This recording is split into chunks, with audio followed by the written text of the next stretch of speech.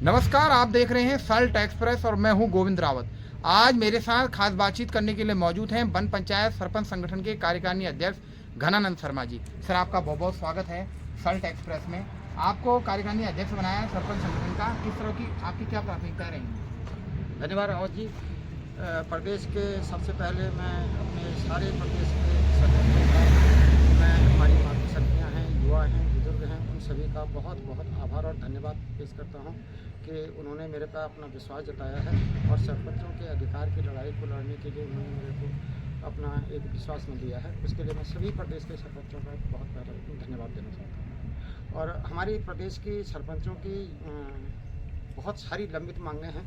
उसके लिए हमने एक बार सरकार को चेताने के लिए गैरसैंण राजधानी का घेराव किया था, देहरादून में आंदोलन किया था और अभी हाल ही में आपने देखा होगा कि एक बहुत बड़ा बृहत प्रदेश व्यापी आंदोलन हमने अल्मोड़ा में किया और वहाँ भी हमने रैली भी निकाली थी। हमारी प्रदेश की सरकार से अपनी 6 सूत्रीय मांगें हैं। उन मांगों में प्रमुखताएँ हैं कि वनों के सौंदर्यीकरण के जितने भी कार्य होते हैं वो सरपंचों की निगरानी में हों। वनों की आग से नियंत्रण पाने के लिए फायर वॉचरों की जगहों पर सरपंचों को यह अधिकार दिया जाए कि वो अपने वनों की ग्रामीणों की मदद से तत्काल किस प्रभाव से सेवा कर सकते हैं और आग पर नियंत्रण पा सकते हैं। उस ग्रामीण जनों को उस बात की भौगोलिक स्थिति का बेहतरीन ज्ञान होता है और वो जल्दी से जल्दी उस पर नियंत्रण पा सकते हैं, जिससे वन संपदा की सुरक्षा की जा सके। और उसके अलावा हमारा था कि सरपंचों को मानदेय प्लस इंश्योरेंस के दायरे में लाया जाए। किसी प्रकार की वन जीव संघर्ष से होने वाली घटना हो या किसी की वनों की सुरक्षा को देख रेख में पहाड़ी विभाग है गिरने वगैरह से कोई घटना हो जाए या सर्पदंश वगैरह कई चीज़ को इसमें घटनाएँ हैं, जंगली जानवरों से होने वाली उन घटनाओं का उनको इंश्योरेंस के दायरे में लाया जाए। और इसके अलावा हमारा प्रदेश के ब्लॉक स्तरीय, हम चाहते हैं कि ब्लॉक स्तरीय परामर्शदात्री समितियों का गठन सरकार जल्दी से जल्दी करवाए ताकि हर ब्लॉक का अध्यक्ष अपने वन पंचायतों में होने वाले कार्यों का एकीकरण करने के लिए पूरे प्रदेश में एक नीति एक रीति चलाई जाए। उसका स्वतः ही निर्वहन क्षेत्रीय परामर्शदात्री करें। क्षेत्रीय परामर्शदात्री वहाँ के भौगोलिक भूभाग के हिसाब से, वहाँ के मानसून के हिसाब से क्या काम करना चाहती है और अपने वनों का किस प्रकार से सौंदर्यीकरण करना चाहती है, उसके लिए सरपंचों को विश्वास में लिया जाए। सरपंचों का जो परामर्शदात्री समिति होगा वो बेहतरीन काम करेगा। उसके लिए हम संघर्ष कर रहे हैं और सरपंचों को संवैधानिक दायरे में लाया जाए। प्रदेश के सारे सरपंचों को संवैधानिक दायरे में लाया जाए। जिस प्रकार से कोई भी संवैधानिक पद पर सर्जित होता है तो उसको प्रशिक्षण दिया जाता है, उसी प्रकार प्रदेश के सभी सरपंचों को प्रशिक्षित किया जाए, उनको फायर का प्रशिक्षण दिया जाए, उनको वनों के अंतर्गत होने वाले वन सृजन का जो नए पौधे लगाते हैं हम उनका उनको प्रशिक्षण दिया जाए। और हमारा सरपंच संगठन किस प्रकार से जल संवर्धन का काम कर सकता है। आज एक जल स्रोत जो थे वो सब समाप्त हो चुके हैं। अधिकतर सड़कों के नवनिर्माण से इसको एक विकास की गति तो कह सकते हैं, लेकिन साथ ही उन्होंने जलों का दोहन किया है और उसमें जलों का जितने भी हमारे मूल स्रोत थे वो सब खत्म हो गए हैं, जिससे जंगली जानवर जल की तलाश में भी एक बार गाँव के नज़दीक पहुँच जा रहा है और वहाँ वो मानव संघर्ष कर दे रहा है या हमारे पालतू जंगली मवेशियों के साथ संघर्ष कर रहा है। उसमें एक घटनाएँ प्रदेश में हो चुकी हैं। इसलिए हमारा ये है कि सरपंच वन पंचायत क्षेत्र में जितने भी जल स्रोत हैं उनकी झाड़ियों की कटान की जाए, वहाँ वो जल स्रोतों को पुनर्जीवित किया जाए। इस पर हम काम करेंगे। हमारी इसमें 4 दीवारियाँ हैं, पिलर हैं और नए पेड़ लगाने का है, वृक्षारोपण का है। जितने भी काम होते हैं वो सरपंचों के दायरे में लाया जाए। प्रदेश में पूरी एक नीति बनाई जाए और प्रदेश सरकार ने जो 1927 से ब्रिटिश काल से जो हमारे यहाँ पे एक वन नियम का कानून चलता हुआ आया है वो सबसे बेहतर था। हम चाहते हैं कि उस कानून में किसी भी किस्म का कोई संशोधन न किया जाए। प्रदेश की सरकार ने उसमें 2005 में, 2012 में, 2023 में एक बार संशोधन किए हैं, लेकिन वो संशोधन वन नियमावलियाँ वन सरपंचों के ऊपर थोपी गई हैं। उन्हें नियमावलियों को बनाते समय सरपंचों को किसी भी उसमें अपने विश्वास में नहीं लिया गया है। हमारा ये मानना है कि जो प्रदेश की वन नीति बनती है उसमें सरपंचों का सहयोग लिया जाए और सरपंच उसमें तय करें कि प्रदेश की वन नीति में हमारा किस प्रकार से सहयोग हो सकता है और कौन सा काम प्रदेश के लिए बेहतर रहेगा। और ख़ास करके विश्व पटल पर आया था कि उत्तराखंड में आग का प्रचंड पिछले साल आपने देखा होगा, जिसमें हमारे 6 फायर वॉचर आग की भेंट चढ़ गए थे। उससे हम किस प्रकार से रोक कर सकते हैं, क्योंकि अगर क्षेत्रीय लोगों को फायर वॉचर का काम दिया जाएगा तो अनेका एक बार होने वाली घटनाओं से वो पहले से ही रूबरू होते हैं, वाकिफ होते हैं, वो जल्दी से उस पर नियंत्रण पा पाएंगे। ये काम सरपंचों को दिया जाए और सरपंचों को उनके वित्तीय अधिकार दिए जाएँ, जिससे वो अपने क्षेत्र में समय समय पर छोटी मोटी झाड़ी कटान है और रास्तों की सफाई है, जल स्रोतों की सफाई है, उसको करवा सकें। ये हमारा प्रदेश सरकार से अपने ज्ञापन के माध्यम से प्रेषित किया है। वन पंचायतों को अपने अधिकार तक मिल पाए, आप उसमें किस तरह का काम करेंगे? हम वन पंचायतों को उनका अधिकार दिलाने के लिए सरकार को हमने अनेका एक बार ज्ञापनों के माध्यम से जता दिया है।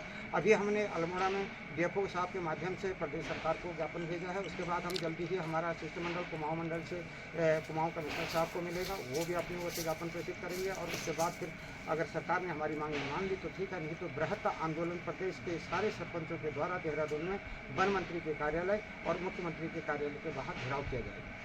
पिछले बार जो है आग की घटनाएं हुई थी और कई लोग उसमें मर गए थे और एक बड़ी दुर्घटना हो जनहानि बोले, तो इस बार किस तरह की तैयारियां हैं और किस तरह के आप जो स्थानीय लोगों को साथ लेकर चल रहे हैं? हमारा सरकार को भी ये विश्वास दिलाना है और वन अधिकारियों को भी ये विश्वास दिलाना है कि हम बहुत अतिशीघ्र प्रदेश का सरपंच संगठन एक जागरूकता रैली निकालेगा, जिससे कि प्रदेश की सरकार का और प्रदेश के अधिकारियों का सरपंचों के प्रति विश्वास बढ़ेगा।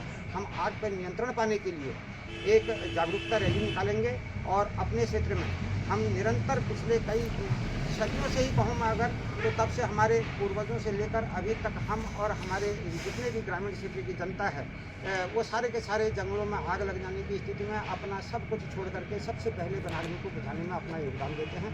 हम उन लोगों का उत्साहवर्धन करने के लिए और किस किस्म से जल्दी आग पर नियंत्रण पाया जा सकता है उसमें अपनी सहभागिता और सारे गाँव लोगों के साथ मिलजुल करके प्रयास करेंगे कि इस बार उस आग पर नियंत्रण पाया जा सके।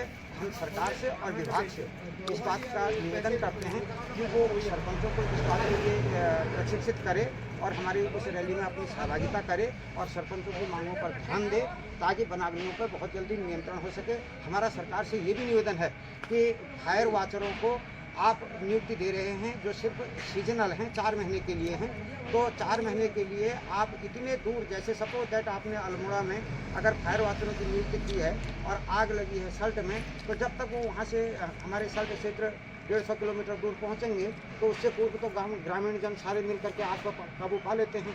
आपने कब भी अपना पैसा वहाँ खर्च करना है, इन्वेस्ट करना है, तो इससे बेहतर है कि प्रत्येक सरपंच को जो आप फायर वॉचर नियुक्त करते हैं 2 आदमी सरपंच को दे दीजिए।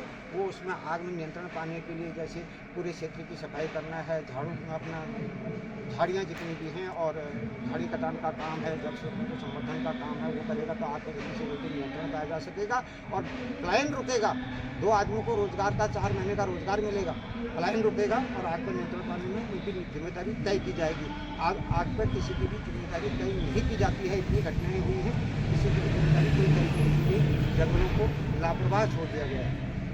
वन है उत्तराखंड में, क्योंकि हमारा उत्तराखंड जो है वनों से घिरा हुआ क्षेत्र है, वनों की रक्षा करने के लिए किस तरह का फॉर्मूला आप अपनाएंगे और जो स्थानीय लोग हैं उनको किस तरह को आप उनको साथ देंगे?